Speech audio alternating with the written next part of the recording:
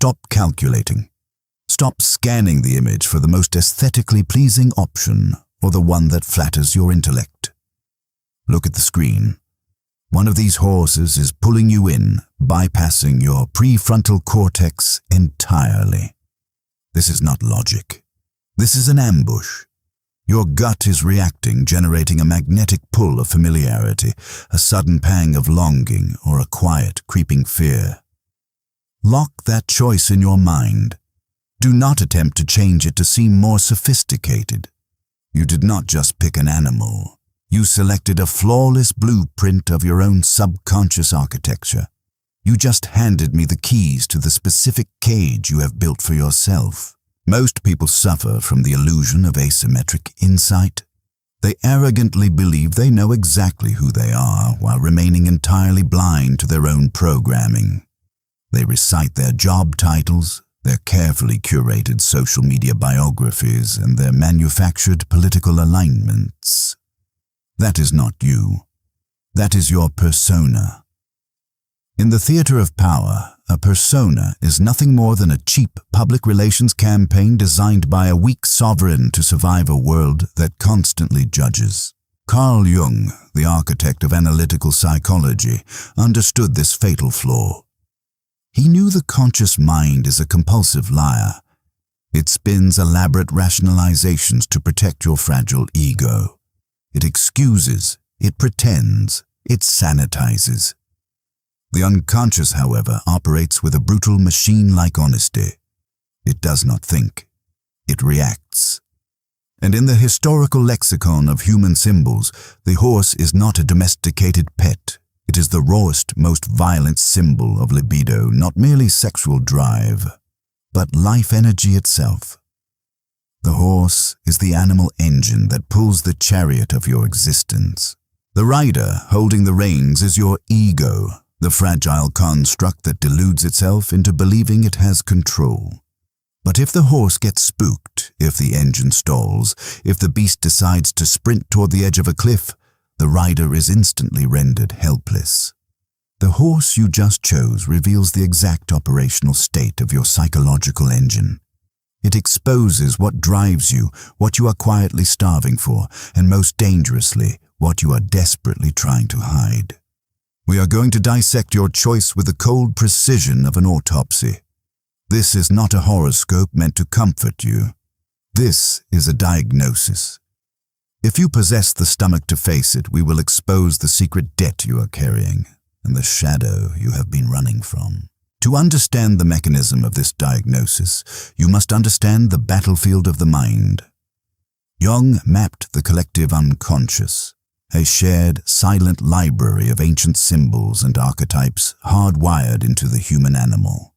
We do not learn these symbols, we remember them. When you look at an image like this, your rational brain attempts to categorize. It tells you, white is clean, black is dangerous, brown is ordinary. But your limbic system, the ancient reptilian core of your brain, ignores the noise. It seeks a mirror. You choose the horse that represents the energy you are currently possessed by, or the energy you are violently desperate to reclaim. Sometimes we select what we are. Sometimes we select what we slaughtered inside ourselves decades ago. The horse you picked is the master key to a vault you have kept dead-bolted for years. We will examine them sequentially. Do not look away. Understanding the horses you rejected is a tactical necessity, as it reveals the exact weapons you refuse to wield. If your eyes locked onto the white horse, your foundational psychological strategy is defensive purity. You're drawn to the concept of the ideal, the flawless, the untouchable. In mythology, the white horse is the steed of the savior, the unicorn, the conqueror, arriving to sanitize the mess of humanity. But in the cold reality of psychology, white is the color of absolute sterility. You do not desire goodness. You desire the fortress of being unassailable. If you chose this horse, you are buckling under the crushing gravity of perfection. You possess a biological, almost desperate need to be perceived as correct. You have spent your entire life weaponizing the halo effect against yourself, curating an image of someone who is reliable, moral, and immune to failure. You are the one who does not make mistakes. But purity is a fragile, indefensible fortress in the realm of power. Look at the shadow of the white horse. White is the easiest color to stain. If you wear an immaculate white coat, you cannot sit in the grass. You cannot walk through the mud. You cannot bleed. You are forced into a state of exhausting hypervigilance. Every waking second is spent scanning the perimeter for threats that might contaminate your pristine public image. This is your cage, the terror of your own dirt. You are terrified that if the world sees your flaws, your value drops to zero. You have repressed your shadow deeper than anyone else. The shadow contains the traits society deems unacceptable: selfishness, rage, lust, and laziness. You do not allow yourself to be angry. You rebrand it as frustration. You do not allow yourself to hate. You sanitize it as disappointment. You have surgically removed your own humanity. Why? Because historically, you learned a brutal lesson. Love and safety were conditional. You were taught that you were only permitted to exist if you were the perfect child, the perfect student, the compliant employee. You signed a psychological contract with the world: I will be flawless, and in exchange, you will not strike me. But that contract is a fiction. The world strikes anyway. Those who choose the white horse often operate with a covert superiority complex that poorly masks crippling imposter syndrome. Like Robespierre constructing his own guillotine out of moral absolute, you look down on others for their messy, chaotic lives, yet you secretly envy their freedom. You envy their ability to make a catastrophic mess and still retain their worth. You are exhausted. Maintaining a spotless facade in a permanently dirty world drains your psychological capital. The solution for the white horse is deliberate desacralization. You must descend from the pedestal. You need to intentionally allow yourself to be mediocre, to be unapologetically selfish, and to realize the sky does not shatter when you fail. The white horse is a marble statue. To become a sovereign living entity, you must step into the mud. Wholeness requires the dirt. If the golden Palomino horse pulled you in bathed in radiating light, you do not desire the sun. You are enslaved by its gravity. This is the archetype of the solar hero, the performer, the flame.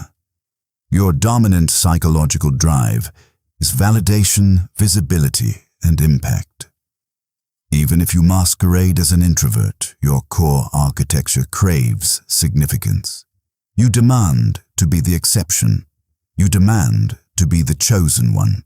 This horse runs on a high-octane, volatile libido. You experience violent bursts of creativity, passion, and charisma. When you are activated, you consume the oxygen in the room. You are the golden child. But the dark side of the sun is that it scorches everything it touches. If you selected this horse, you are likely bleeding from a deep Narcissus wound. This does not mean you are a clinical narcissist. It means you possess a paralyzing existential terror of being ordinary. For you to be average is to be invisible, and to be invisible is death. You have tethered your right to exist directly to your output. I am what I achieve. I am what I conquer. I am the volume of applause I can generate. The golden horse cannot generate its own fuel. It runs exclusively on the external currency of attention. Because of this structural flaw, you are locked into devastating cycles of burnout. You operate like the court of Louis XIV, the Sun King, trading your actual autonomy for the applause of a captive audience. You sprint, you dazzle, and then you collapse into the void. You suffer from a psychological Zeigarnik effect, an endless unresolved loop of seeking the next validation because the last one is already spent. When the stage lights cut out, your sense of self-worth plummets to absolute zero. You have a deeply performative relationship with your own existence. You watch yourself live from a third-person perspective, constantly monitoring how your actions translate to an audience, even if the room is empty. You chose this because somewhere in your timeline you learned that attention is the only acceptable substitute for love. You learned that to secure your position, you had to dazzle. You had to be the jester, the prodigy, the savant. Your cage is the stage. You're terrified to walk off it because you believe that without your performance, you cease to exist. The solution for the golden horse is the descent. Jung called it the night sea journey. You must learn to extract value from the dark. You must sever the pathological cord between your doing and your being. You need to execute actions that yield zero social capital.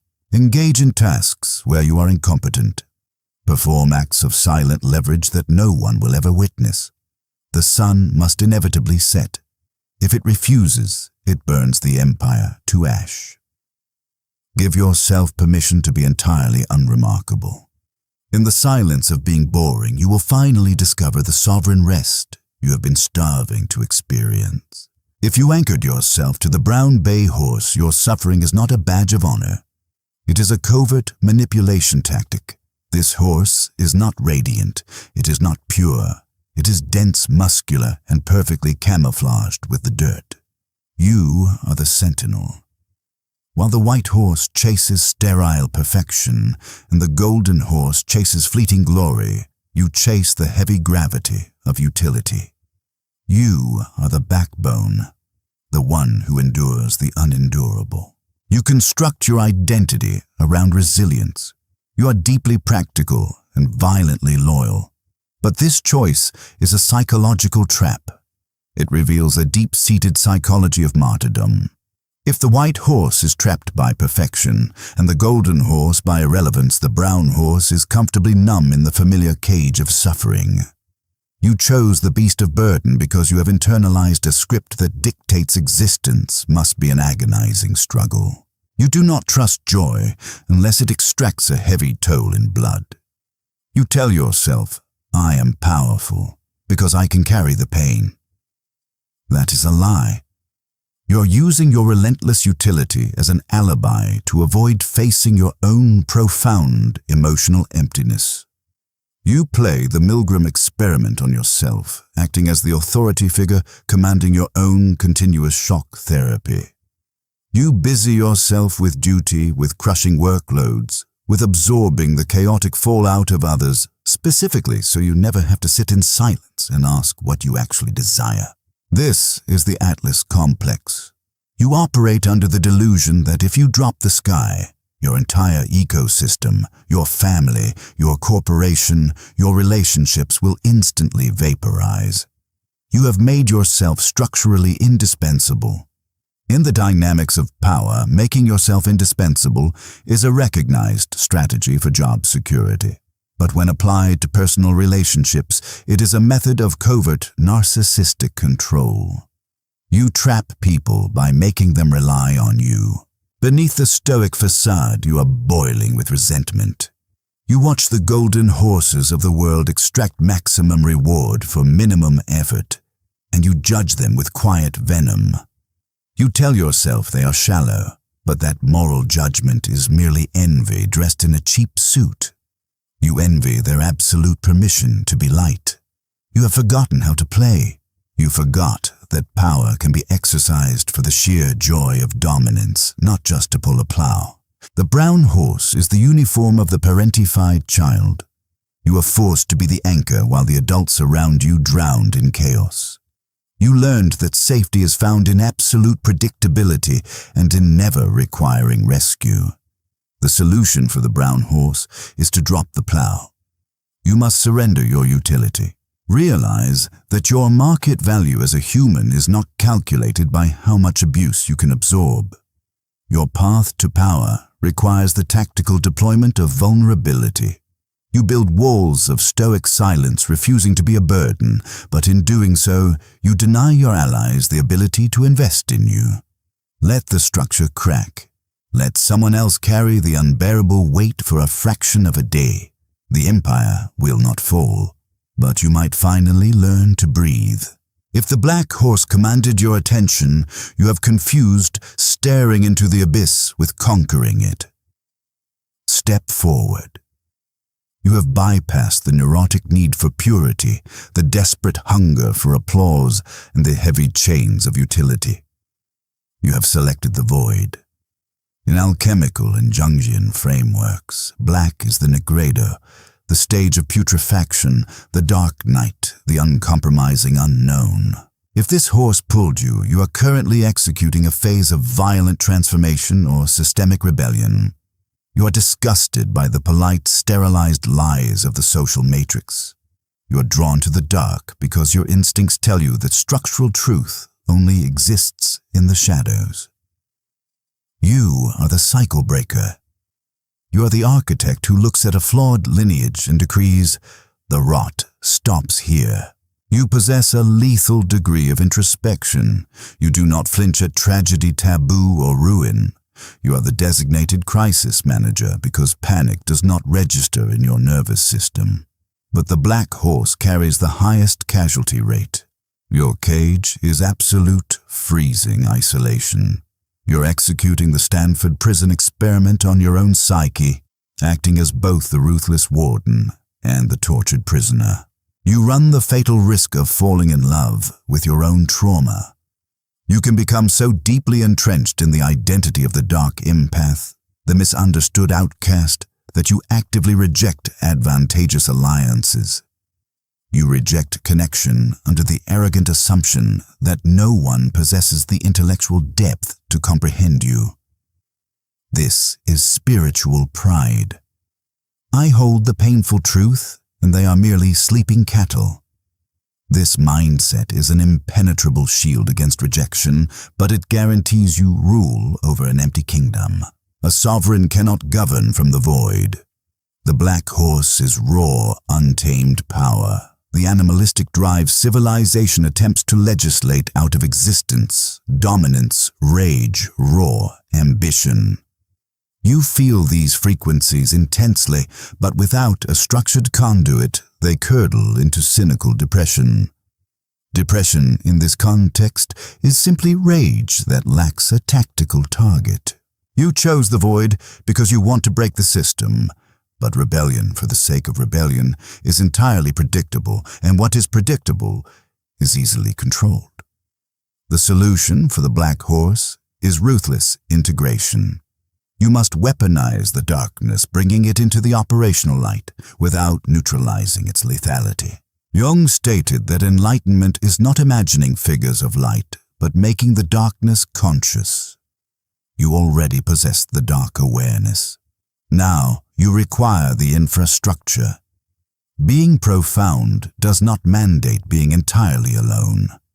You must engineer a mechanism to channel your destructive capacity into a creative empire.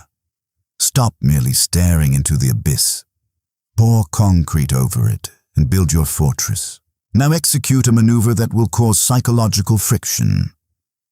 Look back at the image. Which horse did your eyes instinctively slide past? Which one did you actively reject with a spike of disdain? The golden one is insufferably arrogant. The white one is a fraud. The black one is theatrical. The brown one is agonizingly dull. Note that exact judgment. What you despise is exactly what you lack the competence to wield. Jung taught a brutal law of projection. The irritations we feel toward others are the exact coordinates of our own buried weaknesses. The horse you rejected represents the specific weapon you have amputated from your own arsenal. If you despise the white horse, you have rejected discipline. You drown in chaos because you falsely equate structural order with tyranny. You lack the framework to scale your power. If you despise the golden horse, you have murdered your own capacity for joy and magnetism. You judge charismatic people because you are paralyzed by your own irrelevance. If you despise the brown horse, you have divorced yourself from reality. You float in a delusion of pure potential, refusing to execute the brutal, grinding grunt work required to manifest an empire. You are all theory zero kinetic force. If you despise the black horse, you are sprinting away from your own buried trauma. You smile on the surface while your foundations rot, terrified of what you will find if you look down. You are not a single horse. You are the entire herd. A healthy, dominant psyche is not the beast. It is the sovereign chariot driver who can violently harness all four opposing forces. Imagine the structural integrity of a human who possesses the flawless standards of the white horse, the intoxicating gravity of the golden horse, the unbreakable endurance of the brown horse, and the lethal depth of the black horse. That is the integrated self. That is the apex predator. But currently, you are a liability. You're attempting to drag the chariot of your life with one overworked engine while the other three are starved dead or actively pulling against you. To correct this, you must execute a psychological rebalancing. This is not therapy. This is tactical assembly. First, acknowledge the survival mechanism you chose. If you are the white horse, recognize that perfectionism kept you from being targeted. If you are the brown horse, recognize that utility kept you from being discarded. Acknowledge the tactic, then immediately relieve it of command. It no longer dictates your strategy. Second, deploy Sun Tzu's doctrine of formlessness. You must consciously force yourself to adopt the traits of the exact horse you despise. If you chose white order, inject black chaos. Break a routine violently. If you chose gold visibility, execute a silent, grueling task with zero recognition. If you chose brown service demand space, demand the raise and stop apologizing for your footprint. If you chose black isolation, force yourself into the white structure of society. Third, endure the psychological resistance. As you execute this, your ego will scream. The white mind will declare the black behavior immoral.